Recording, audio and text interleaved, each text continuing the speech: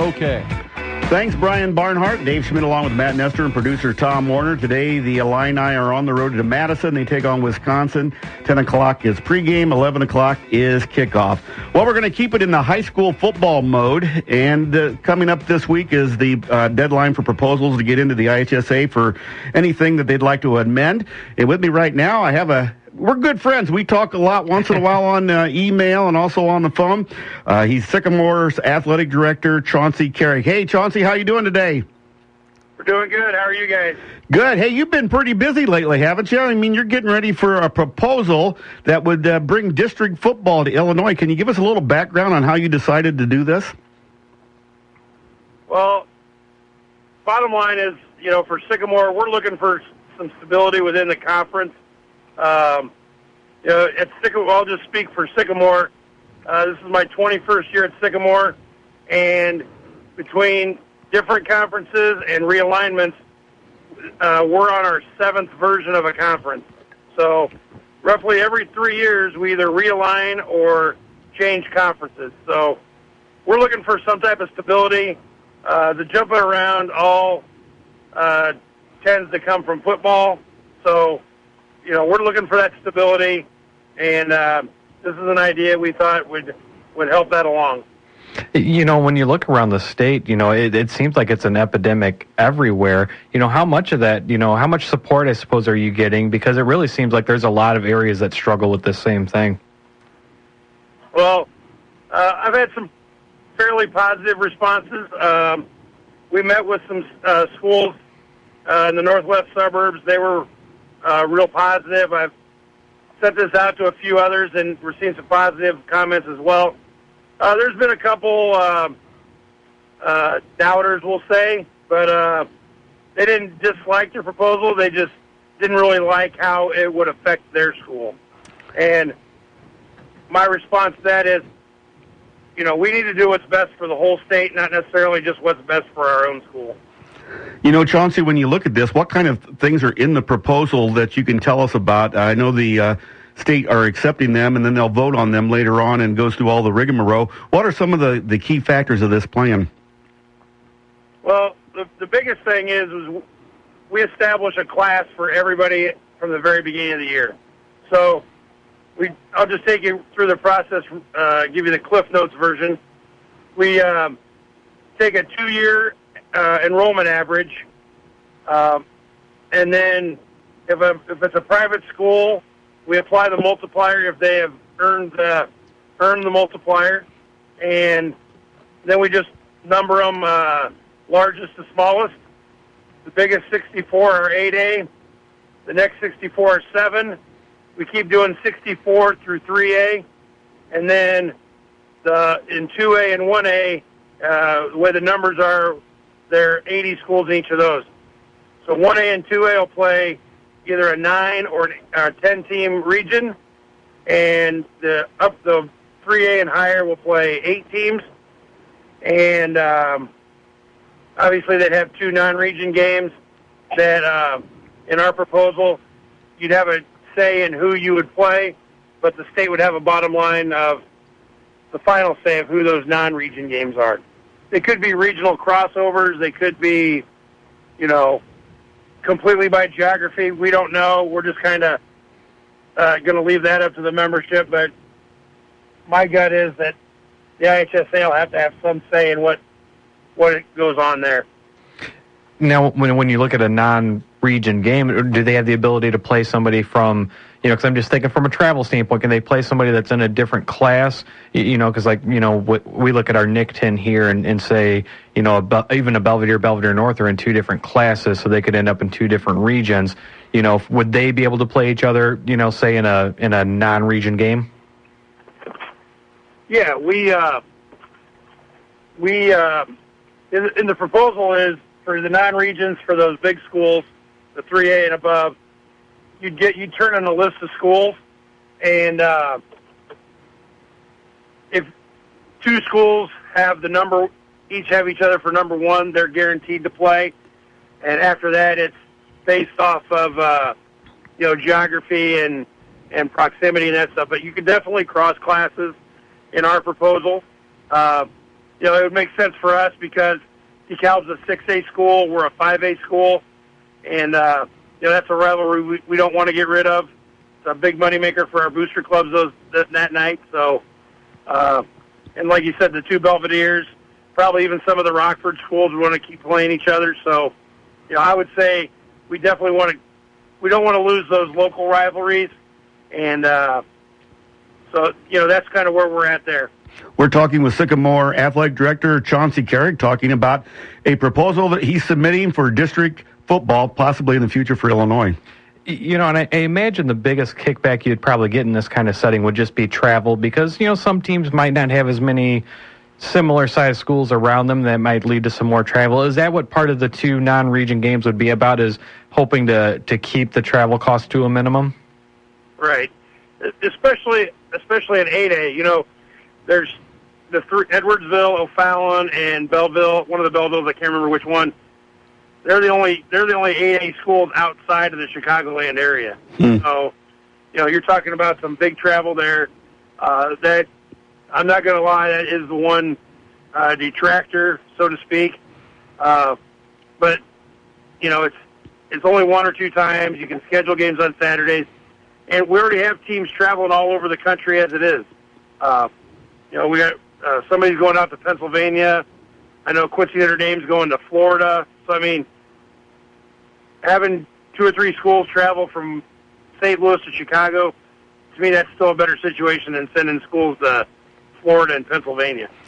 How much work has this been? How much paperwork have you had to do on all this? Because I know you even asked me for some information to help you out. It's got to be like going back to school for you, isn't it, Chauncey? Yeah, kind of. It's a fun type of school, though. If all my school projects would have been like this, it would have been I probably would have been a much better student.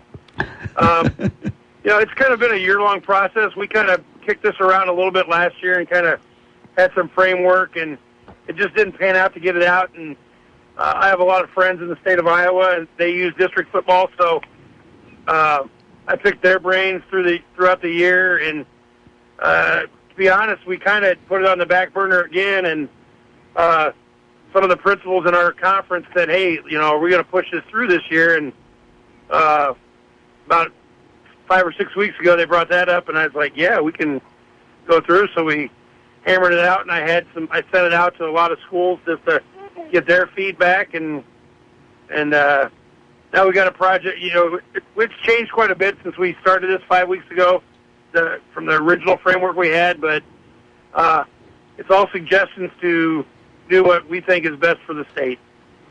I think the other thing people would be wondering about is playoffs. Would we see a similar playoff structure to what we have now, or would you maybe go to, kind of like maybe basketball has or other sports where you kind of do maybe a regional setting for playoffs? Well, what we've done, and that's a great question, is for the playoffs, you play your region games. The top 4 teams from each region would make the playoffs. We would then seed the champions based on the current playoff point system. Once those champions are set, we'd make sure the second place, you'd have one team from each region in each quarter bracket or each for that side. There'd still be the 4 regions in the north, 4 in the south.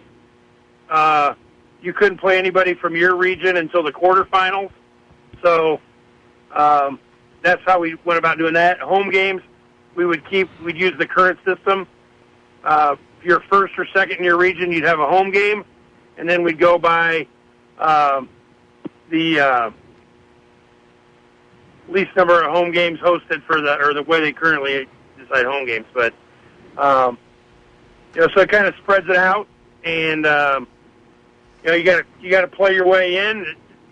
There's no magic win number. You just got to be in the top 4 in your region. Have you heard from the IHSA at all, Chauncey, about this proposal? Have you talked to them and said, what do I need to do? When does it need to be in? All those type of things? Yeah, we've talked to Craig Anderson. I've talked to Matt Troha, and we're lined up, ready to go, and so it'll be in there, and we're just hoping that if anybody has questions, they can. We got a game plan to kind of promote this a little bit, so we're gonna get it out to the schools and promote why we think this is best for the state of Illinois. And it'd be real easy for me for us to set a proposal and make it, Sycamore focused, but we really want to do what's not only just the best for us, but best for the state. There's also another proposal being worked on, and hopefully those guys are going to come on and talk about their proposal, separating tournaments. There would be for public schools, and then there would be for schools that aren't considered a public school. Would that cause a problem with district football at all? It could throw a wrench in it. Our proposal has included the private schools. We've been a victim to the public-private thing in the playoffs in the past, and our philosophy is, we can't work. We got to work under the way the current system is, and we can't worry about who's what. And if we can't beat Montini, we got to find a way to beat them. So, that's just kind of the way we've taken it at Sycamore, whether it's football or wrestling or basketball or baseball. You can't worry about who you're playing. You just got to go out and do your best against the team put in front of you. Before I let you go, Chauncey, how will this change conference makeups? Do you think that it'll finally settle down and maybe everybody will get back together if football is out of the picture? Because football does run the train in conferences right now. Yeah, I think it'll settle things down, because the bottom line is people don't mind playing somebody in baseball or basketball, or we play a lot of schools bigger than us in other sports, and you just can't, the way football's set up right now, you just can't roll that dice. Mm-hmm. And you play somebody, if we go play Libertyville or a 7A type school, and that's too big of a roll of the dice for a school our size, where if a non-region game doesn't affect us, we'd be more apt to play one of those type of schools. So right now everybody's just trying to get that magic fifth win, or sixth win to guarantee it, and fifth to give yourself a shot. So it's just a crazy time, and we're just trying to find some type of stability. And I'm not going to lie, we're trying to do what's best for Sycamore, but we're also trying to do what's best for everybody. Well, Chauncey, thanks for taking time out on this Saturday. Is that a grandchild or your child over there? I hear some little one over there. That's kind of tough, isn't it? Yeah, we're on our way to the Iowa-Indiana game. So. Oh, good. There you go. Good. I think Iowa can win that one, Chauncey. They better win that one. That's what we're planning on. Okay, thanks so much for doing this, and appreciate it. We'll keep updated with you, too, okay? And I always appreciate you contacting me via email when we go back and forth.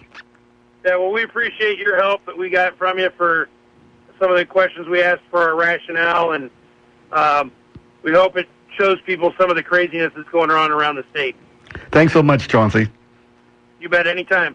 We've been talking to Chauncey Carrick, the athletic director at Sycamore. See, he's really good. He's going to Iowa to watch a football game, and he's talking to Iowa people about this district. It would change the way we know football. Oh, it would absolutely be different, just because, it would change some rivalries, things like that. There's just going to be some teams that, we've seen play, at least here, seen play so many times that just probably wouldn't get a chance to do it anymore. Maybe a little bit more travel here and there, depending on where you're located.